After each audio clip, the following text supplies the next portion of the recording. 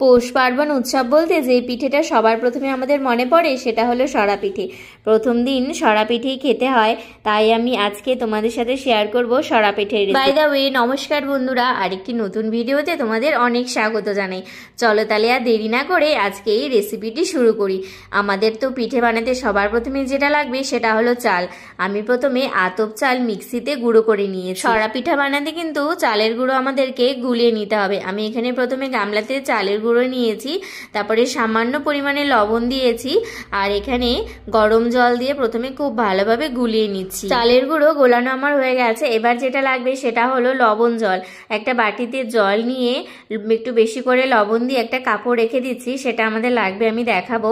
আর এদিকে আমি সরা অলরেডি গরম করতে দিয়েছি। যাদের নতুন সরা তারা কিন্তু সরাটা প্রথমে একটু তুষ বা কিছু দিয়ে পুড়িয়ে নেবে। আমি যেহেতু নতুন সরাতে করছি তাই একটু আটা দিয়ে প্রথমে পুড়িয়ে নিয়েছিলাম, ওটা ফেলে দিয়ে তারপর আবার গরম করতে বসিয়েছি। সরা কিন্তু আমার খুব ভালোভাবে গরম হয়ে গেছে। এবার যে লবণ জলটা গুলিয়েছিলাম সেটা কাপড়টা একটু ভিজিয়ে সরাটা একটু মুছে নিই। এরপর এক হাতা গুলোনো চালের গুঁড়া দিয়ে আমি কিন্তু আবার সরার মুখটা ঢেকে দিই। কিন্তু গ্যাসে সরা পিঠা ভাজছি, অবশ্য উনানে সরা পিঠা খুব ভালো হয়। যেহেতু আমার উনান নেই তাই কিন্তু আমি গ্যাসেই করছি।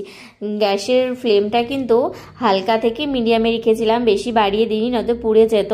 5 মিনিট থেকে 7 মিনিট রেখেছিলাম, এর মধ্যেই কিন্তু পিঠাটা হয়ে গেছে। তোমরা দেখতেই পাচ্ছ আমি একের পর এক কি সুন্দর করে সরা পিঠাগুলো ভেজে নিচ্ছি। দেখো একদম কিন্তু নিচে লাগেনি, আর খুব সুন্দর নরম হয়েছে। যত ফুটো ফুটো হবে তত কিন্তু পিঠে ভালো হয়। গ্যাসের ফ্লেমটা কিন্তু বেশি হাই রাখলে কিন্তু পিঠেটা পুড়ে যাবে, একটু কম আঁচে করাই ভালো। দেখতে দেখতে কিন্তু অনেকগুলো সরা পিঠে ভেজে নিলাম, আর ঢাকনাটা তুলে কিন্তু জলের মধ্যে রাখছি।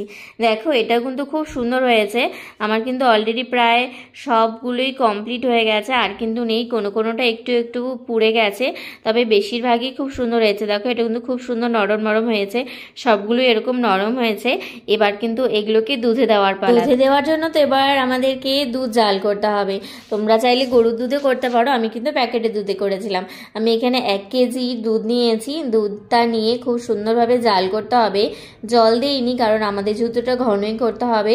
দুধটা প্রায় উতলে গেছে। আমি এবার এখানে কিছুটা পরিমাণে চিনি দিয়ে দেবো। অল্প পরিমাণে চিনি দিয়ে দিচ্ছি কারণ এরপর এতে আমরা খেজুরের গুড় অ্যাড করব। চিনি দেওয়ার পরে তো দুধটা একটু পাতলা হয়ে যায়, তার জন্য আর একটু দুধটা নেড়ে চেড়ে খুব সুন্দরভাবে জাল করে নিচ্ছি। দুধটা একটু ঘন হয়ে আসলে আমরা কিন্তু এবার বন্ধ করে দেবো। ওভেন বন্ধ করে দিয়েছি। এবার আমি এতে অ্যাড করছি খেজুরের গুড়। ওভেনটা কেন বন্ধ করে খেজুরের গুড় দিলাম সেটা তোমাদেরকে আমি বলে রাখি। অনেক সময় ফুটতে থাকা দুধে খেজুরের গুড় দিলে দুধটা ফেটে যায়, তাই কিন্তু আমি গ্যাসটা বন্ধ করে কিছুক্ষণ বাদেই গুড়টা অ্যাড করছি। আমি গোটা গুড়ের চাকটা ধরে দিয়ে দিয়েছি, তোমরা কিন্তু একটু ভেঙে ভেঙে দিও, তাহলে তাড়াতাড়ি গলে যাবে। গুড় তো গলে গেছে। এরপর আমি পিঠেগুলো গরম দুধের মধ্যে দিয়ে দিচ্ছি, কারণ এরপরে আর দিলে পিঠেগুলো নরম হবে না, দুধ ঠান্ডা হয়ে যাবে। আমি কিন্তু গ্যাসের ফ্লেম বন্ধই করে রেখেছি, আমি কিন্তু এখন আর ওভেন জ্বালাবো না। এভাবেই কিন্তু পিঠেগুলো কিছুক্ষণ রেখে দেওয়ার পরে নরম হয়ে যাবে। দেখো অনেকটা কিন্তু পিঠের ভেতরে দুধ ঢুকে গেছে, তোমরা দেখেই বুঝতে পারছো পিঠেগুলো কি সুন্দর নরম হয়ে গেছে। রেসিপিটি কেমন লাগলো অবশ্যই কিন্তু জানিও। কিছুক্ষণ বাদে পিঠে যখন ঠান্ডা হয়ে যাবে তখন কিন্তু দুধটা আরো ঘন হয়ে যাবে। আমার মতো কে কে সরা পিঠা পছন্দ করো কমেন্টে অবশ্যই জানিও। এই দুধে ভেজানো সরা পিঠা বাসি খেতে আরো টেস্ট। কাল সকালবেলা এই দুধটা আরো ঘন হয়ে যাবে, তখন কিন্তু খুব টেস্ট লাগবে। তাহলে আজকের এই ভিডিওটি এখানেই শেষ করছি। আরো কিন্তু অনেকগুলো পিঠের ভিডিও আমি তোমাদের সাথে শেয়ার করব, তোমরা অবশ্যই সাথে থেকো। টাটা বন্ধুরা।